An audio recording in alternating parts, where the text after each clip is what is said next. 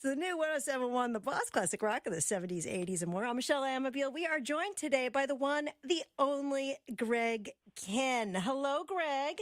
Hey, I'm really, I'm very happy to be on the show with you today. It's a great mood.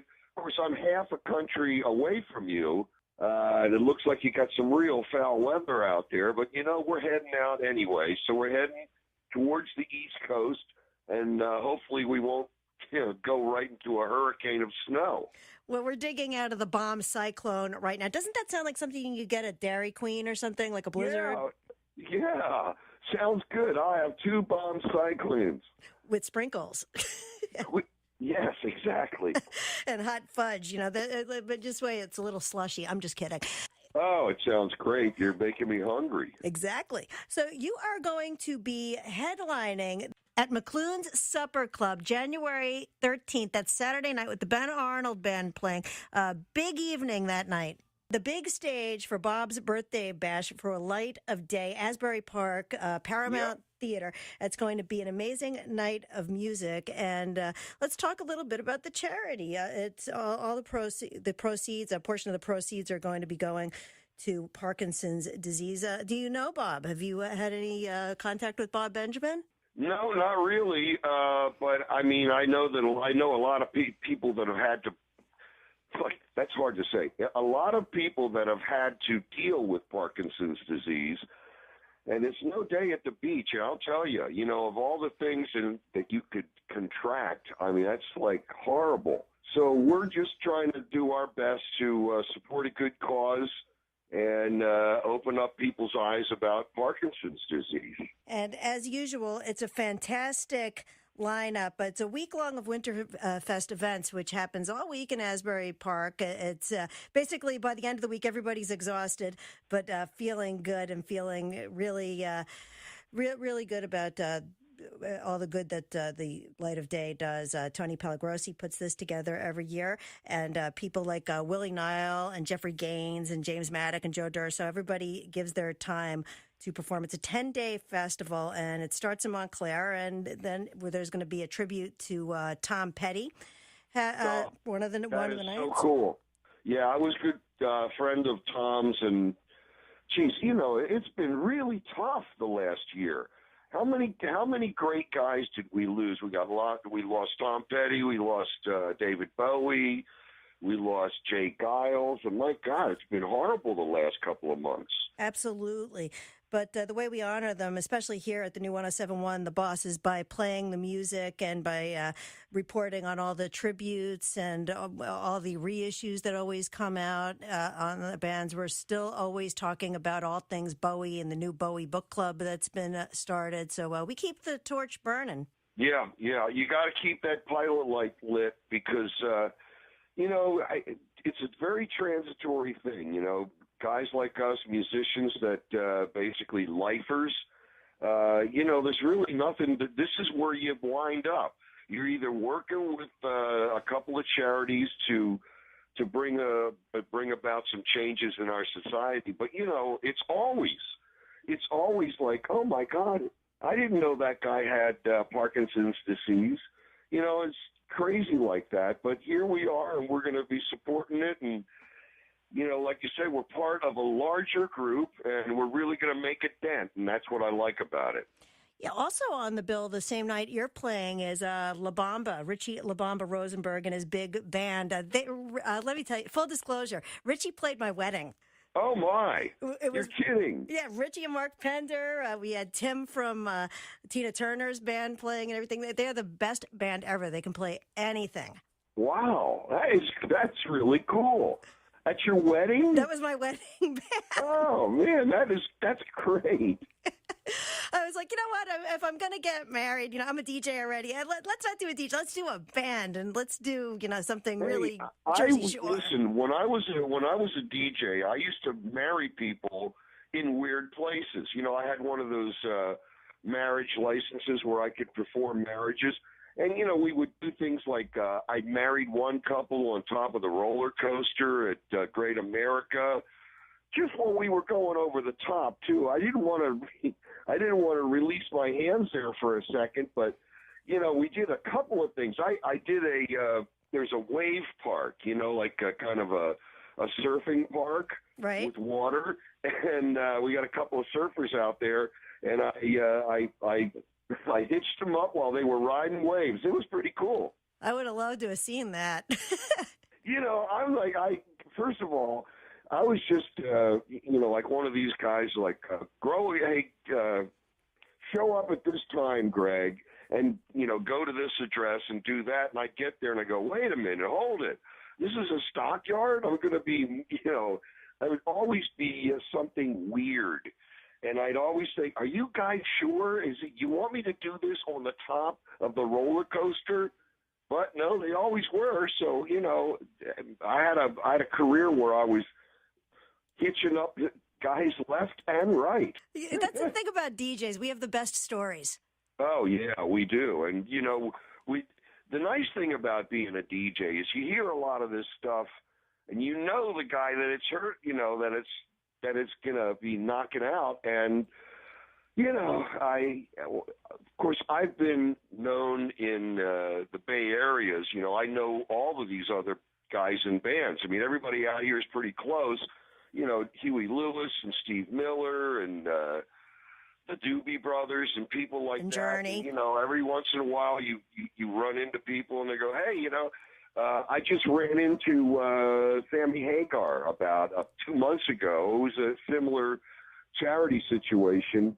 And, Sammy was saying, I told Sammy I couldn't, my drummer couldn't go on the road because he was making too much money doing real estate. And he goes, well, here, take my guy. He's, he doesn't do anything right now in the off season. So we got Dave Lauser, and turns out he's unbelievably great drummer. He's kind of like a Keith Moon guy. And, and it was nice because all the other bands they're kind of, they're rooting for each other, and they're saying, hey man, you're going to be doing that with that guy? Beautiful. So we got Dave Lauser in the band now. He's great. And of course, one of these days, Huey's going to blow a whistle and Dave's going to go running like a big dog. Oh, gotta go. Got another gig here. See you later. And that's the news. And there it is. Gentlemen 11. Well, Greg, I got to talk to you about this is the first album in 21 years. First of all, Rekindled. I'm thinking of reading a book on my Kindle. There's just so many things you could do with your last name, and you always have. Conspiracy. It's like just all the plays on your last name on all the albums. Isn't that unbelievable? I know. I grew up not knowing that. You know what I mean? I had no idea. How many albums have I had with Kihn in the title? Contagious, Consolidation, Rekindled. Good, there must have been 20 of them. And, I tried to get out of it. We did two albums years ago without Kihn in the title, and they both stiffed. So it was like, okay, we're going back to the Kihn thing. And my God, I mean, we do 20 albums over the years. One of the really interesting things about me was over the years, I bought back all of my old stuff from the record companies. Whenever there was an auction or some kind of a sale, I'd be there and I bought all my old masters, all my old recording masters, all the publishing, everything. And now I own it. And I've been re-releasing everything on the website. So if you're a Greg Kihn, kind of a fan, it's one-stop shopping. It really is. Just throw some more Kindle on the fire. I'm kidding. I just keep going. You see how it works? It's so easy. I'm telling you, man, we'll be doing this for a half hour. But we could go all day, especially since there's so much to talk about with this new album. First of all, the videos are really cool for The Life I Got. I love that whole 50s thing, like the mannequin and the girl in the store window and the old TVs. It was I remember when we were sitting down to do that, and our director said, hey, we got to get some pink-haired girls in here. Wait a minute, pink-haired girls? No, and a couple with blue hairs, too. So I don't know. I have over the years, I've made a lot of really great videos. Probably Jeopardy was the most famous one. Yes, it was. And, Even Weird Al Yankovic had some fun with it. oh, yeah, I'm telling you. And God bless Weird Al, by the way. You know, I still get mailbox money from that man. Really? Yes. And it's been years and years. He put the I Lost on Jeopardy on a multi-platinum album, Weird Al's Greatest Hits. And, you know, what can I say? I'm getting checks from it, like, you know, every couple of months. It's great. And I love Weird Al. He's like one of the great guys of all time. Well, he called me up and asked me, hey, is it okay if we do a version of Jeopardy? And I said, absolutely, man. I was flattered that somebody wanted to do my song. And, you know, you really have not arrived in the rock and roll world until you've been parodied by Weird Al. That's where you know you've been accepted. Well, I'm telling you, Greg, I remember when that video came out on MTV. First of all, you looked adorable in that video. Oh, you were the cutest guy on MTV. Hey, you know, it's amazing. We did that video at a real church in San Francisco called Mission Dolores Church. It's a very famous church. It's actually the same church that was in the Dirty Harry movies. Remember the Dirty Harry movies? Absolutely. Yeah, the same church, Mission Dolores. And I know, and look, I'm just between you and me, all right? I know that I'm going to hell for all the stuff that I did after hours in that church. I just know it. I mean, first of all, we had 3 days. They let us use the place for 3 days straight. And we did the entire thing in one massive shoot. And I just remember at the end, I was thinking, wow, this is pretty intense. You know, it's got, you know, we did Super 8 movies of me that looked like real wedding stuff, you know. We spliced it in there so it looked really, you know, it looked like a real wedding. And but I tell you, I am going to definitely go to hell for what I did in that church after hours. Oh, my God, the things we did. Absolutely. You know, it's the one song we still play the breakup song like almost every day here at the new 107.1 The Boss, by the way. It's got legs. That song's got legs. It so does. And I love that. You know, of all the songs that I've written over my lifetime, that is still my favorite song. And I guess it must be because of the You know, I go to like Tokyo, and I'm walking down the street, and people come up to me and go, "Oh, you the guy that goes I love you. I love this guy." Well, so, they don't write them like that anymore. Oh, no, they do not. And you know, it's just, you know, it was a big kick because, you know, at the time, you know, having a video out, that was like our first video, and you know, this was back in the early Paleozoic era. Nobody really knew what they were doing. You know, most of those videos were fake live, but we actually had the first, what should I say, the first concept video that had an actual story and everything else, and it was really cool. Well, I have one question because you've been around a long time, and I know that Jeopardy still gets play, and I know now the question with streaming. What are you earning? I mean, I don't want figures or whatever, but is it crazy like how much you get with the amount of play? How has streaming affected everything with Jeopardy? Are you surprised? Is it higher or lower than you expected? Oh, yeah. I don't understand how they keep track of that stuff. I'll tell you the truth. I mean, yeah, you're totally right about that. Who keeps track of it? ASCAP, maybe? I don't know. But, you know, we look back on that and you think to yourself, you know, people are going to look at this. They're going to know my name in this song. So at some point in time, they're going to just forget about me. They're going to see my face, and they're going to hear the song, and that's what they're going to remember. So still, people come up to me, you know, to this day, and, you know, I see them in airports and places, and they go, I know you. You're, don't tell me. And I'm going, Greg Kihn. Oh, yeah, that's right, Greg Kihn. I love you. So anyway, what are you going to do? It's fun. It's a wonderful thing to be still making music after all these years. It's just a wonderful thing. And we're so looking forward to a full set at Light of Day. Now, usually at Light of Day, I know Springsteen has been the unannounced guest. I know that he's doing Springsteen on Broadway. They may be a little tough this year, but since you're coming out to the coast, have you gotten an opportunity to check out Springsteen on Broadway? Are you going to make a beeline? Yeah, I'm trying to get a message to him right now. As you know, we go way back and with the Springsteen thing, and after I did a cover of For You, which was on the second album, and that was on Greetings from Asbury Park, New Jersey, Springsteen's first album. We did that one, and then Springsteen started showing up at Greg Kihn gigs, and he said, I really like your version. It's kind of like a Birdsian version of For You. So a year later, he pops in one day and he says, hey, I got another song for you. And it was Rendezvous. And, I have this little tour that we're going to be doing here is also called the Storytellers Tour. So I'm kind of telling stories in between the songs. A lot of the songs have stories about them. And one of them was that Springsteen song because, he came up and we wrote the lyrics on a napkin, put the napkin in my pocket, went out and played another show, came back to the sweaty mess. It was white pulp.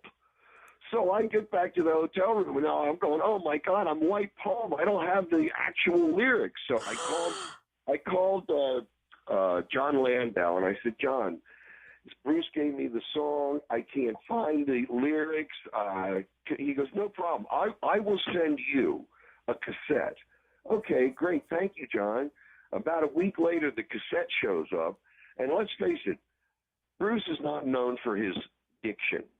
You know what I mean? As a matter of fact, there was one part of the song where it sounds like we desire so much more than squirrels.